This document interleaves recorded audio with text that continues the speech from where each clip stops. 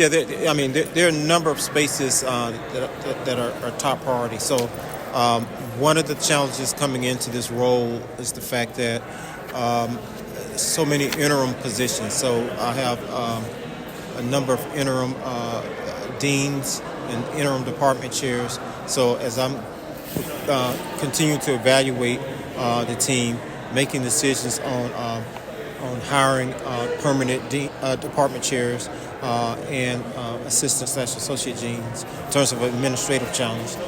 The other priority is to, again, and we've already started doing this, but conduct feasibility studies in the engineering space and evaluating in the different disciplines the opportunities for us here in the Houston area and the need for those degree programs, and also engaging with industry and having industrial partners to help champion the expansion and growth of engineering.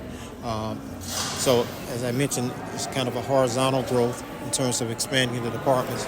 And then there's another critical component is the vertical growth in terms of the graduate departments. So, and I say departments, really degree programs within departments. And so as the starting approach would be for existing undergraduate degrees, ABET accredited undergraduate engineering degrees, we want to build up and add graduate components, starting with master's programs in whether or not there will be independent programs in civil and electrical and computer engineering, or whether or not we're still trying to assess. We will have general master's program in engineering with different concentrations in those areas.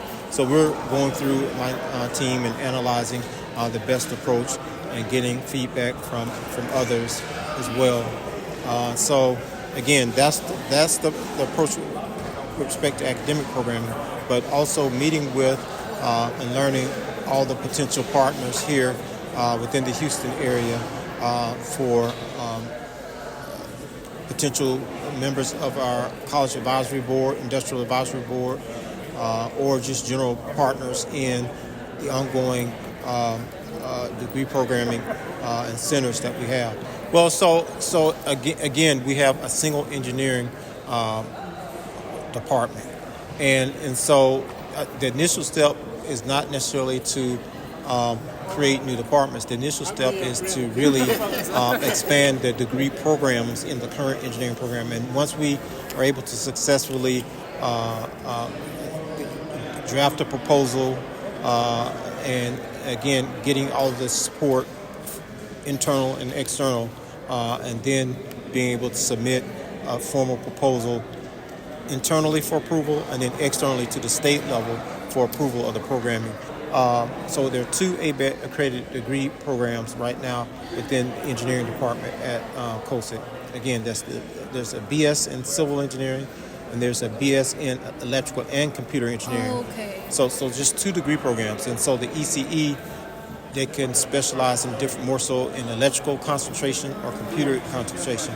Long term, we want to split those to have two separate degrees, a BS in electrical engineering and a BS in computer engineering. And so we're also doing feasibility studies on those as well. Those should be easier to do because the one program is already accredited. So we're working on those things. Well, so the overall expansion in the engineering field means expanding the degrees that we offer in the different disciplines first.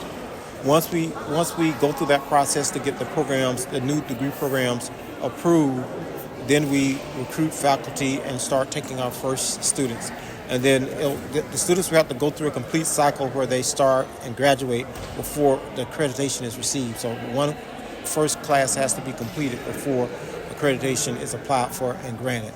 And so, but once we get a critical mass where we have degree programs in mechanical engineering and chemical engineering, we currently have one in electrical and computer that we want to split, and then to two separate degree programs, and to build out civil engineering, even to the extent where we enhance environmental possibly an environmental engineering degree program as well.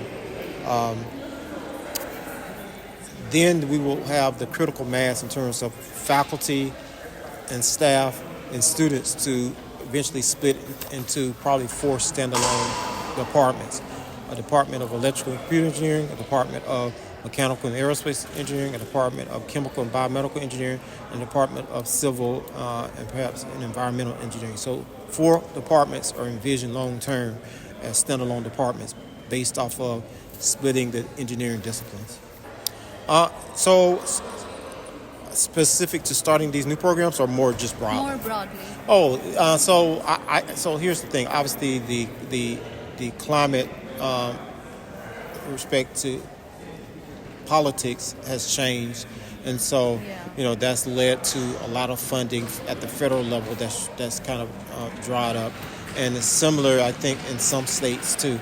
But we've been very, very fortunate here in Texas that our legislature did increase funding for us during this cycle.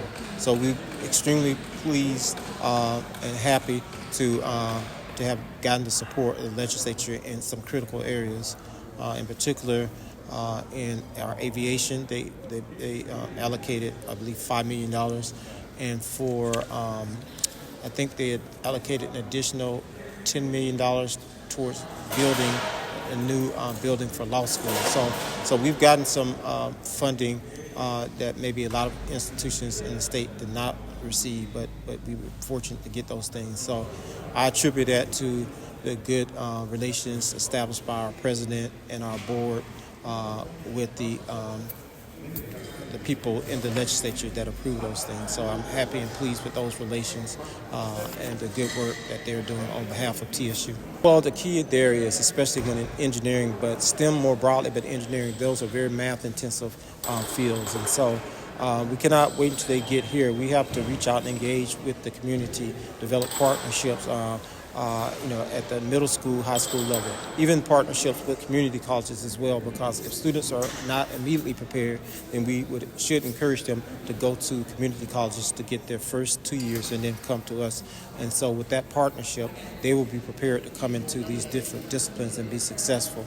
And so there's a myriad of different models that can be used, though. But I think that engaging with our community partners, also getting engaged with the community more broadly, to let them know what we're doing here, to get students engaged early on, such that we can emphasize to them the importance of engaging and taking STEM classes, math and sciences, before they even graduate from high school. Sometimes they don't know what they need to take because there's not been any exposure. So when we have our open houses and programs that will engage the community, students in the community, then we can start having those conversations. If this is exciting to you as a 6th grader, 7th grader, 8th grader, well, these are the type of courses you need to make sure that you're taking in high school, such that when you graduate, you'll be prepared to start in the programs as a freshman. But also, as you know, many of our students are doing well in dual enrollment, right? So many of them, when they graduate from high school, they already have a lot of college credits, sometimes enough to have a